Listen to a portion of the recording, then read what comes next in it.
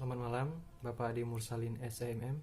Saya Trino Mulyadi dari kelas Manajemen A2 Pagi semester 5. Pada kesempatan kali ini saya akan menjawab tugas pertama dari mata kuliah Perilaku Konsumen. Pertanyaannya adalah jelaskan proses keputusan pembelian konsumen, serta jelaskan faktor-faktor yang mempengaruhi konsumen melakukan pembelian, dan juga contoh produk yang pernah Anda beli. Nah, langsung saja akan saya jawab. Yang pertama yaitu proses keputusan pembelian. Proses keputusan pembelian dimulai apabila konsumen menyadari suatu masalah atau kebutuhan terhadap suatu produk yang diinginkan. Proses keputusan pembelian terdiri dari 5 tahapan, yaitu pengenalan masalahnya, pencarian informasi, evaluasi alternatif, keputusan pembelian, dan yang terakhir, evaluasi pasca pembelian. Nah, selanjutnya saya akan menjawab yang kedua, yaitu faktor-faktor yang mempengaruhi keputusan pembelian konsumen. Menurut Philip Kotler, perilaku pembelian konsumen dipengaruhi oleh 4 faktor. Di antaranya yang pertama yaitu faktor budaya. Budaya, subbudaya, dan kelas sosial sangat penting bagi perilaku pembelian. Budaya merupakan penentu keinginan dan perilaku paling dasar. Anak-anak yang sedang tumbuh akan mendapatkan seperangkat nilai, persepsi, preferensi, dan perilaku dari keluarga dan lembaga-lembaga penting lainnya. Contohnya, pada anak-anak yang dibesarkan di Amerika Serikat, sangat terpengaruh dengan nilai-nilai sebagai berikut, seperti prestasi, aktivitas, efisiensi, kemajuan, kenikmatan materi, individualisme, kebebasan, humanisme, dan berjiwa muda. Faktor yang kedua yaitu faktor sosial. Nah, selain faktor budaya, perilaku pembelian konsumen juga dipengaruhi oleh faktor sosial, diantaranya sebagai berikut. Yang pertama yaitu kelompok acuan. Kelompok acuan dalam perilaku pembelian konsumen dapat diartikan sebagai kelompok yang dapat memberikan pengaruh secara langsung atau tidak langsung terhadap sikap atau perilaku seorang konsumen tersebut.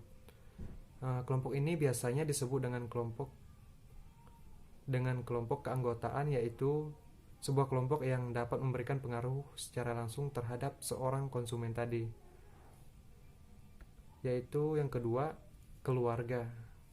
Dalam sebuah organisasi pembelian konsumen, keluarga dibedakan menjadi 2 bagian. Pertama, keluarga yang dikenal dengan istilah keluarga orientas. Keluarga jenis ini terdiri dari orang tua, saudara kandung, seseorang yang dapat memberikan orientasi agama, politik dan ekonomi, serta ambisi pribadi, harga diri, dan cinta. Keduanya adalah orang yang bersifat orientasi tadi. Kedua, keluarga yang terdiri dari pasangan dan jumlah anak yang dimiliki seseorang. Keluarga jenis ini biasanya dikenal dengan keluarga prokreasi. Nah, untuk poin selanjutnya, peran dan status. Hal selanjutnya yang dapat menjadi faktor sosial yang dapat mempengaruhi perilaku pembelian seseorang adalah peran dan status di dalam masyarakat tersebut. Semakin tinggi peran seseorang di dalam sebuah organisasi, maka akan semakin tinggi pula status mereka dalam organisasi tersebut, sehingga secara langsung dapat berdampak pada perilaku pembeliannya.